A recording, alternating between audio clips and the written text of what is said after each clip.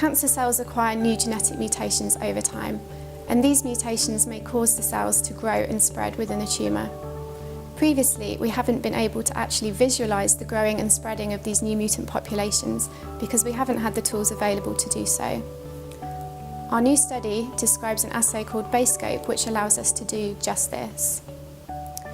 BaseScope is performed on very thin sections of archival tumour tissue. We bind specific molecular probes to the tissue, and these probes are designed to only bind to mutant cells. We can then visualise the exact location of the mutant cells under a normal light microscope, where they will contain red dots. We use the location of these dots to build detailed two-dimensional maps of colorectal cancers, and we then combine this spatial information with computational modelling in order to learn something about how colorectal cancer is evolving over time.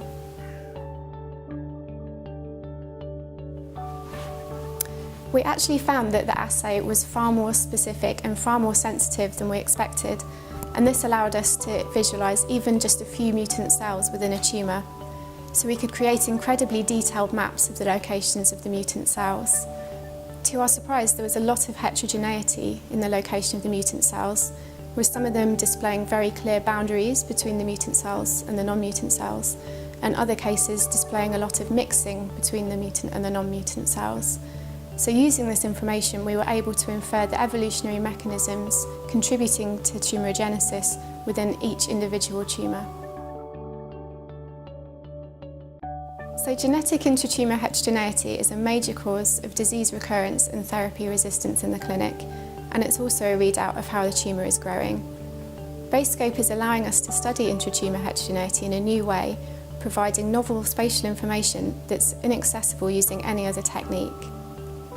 Our data is giving us novel insight into colorectal cancer evolution, pointing to a particularly important role for the timing of new mutations in determining how the cancer will grow.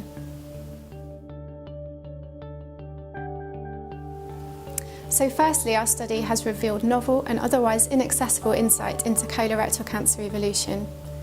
Secondly, we see much potential for BaseScope in clinical applications, for example in testing patients for the presence of specific genetic alterations that may render them eligible or ineligible for targeted therapies. Our hope is that in the future, BaseScope will be applied diagnostically as a tool for the high throughput and cost-effective screening of patient tumours, with the goal of directing therapeutic decisions.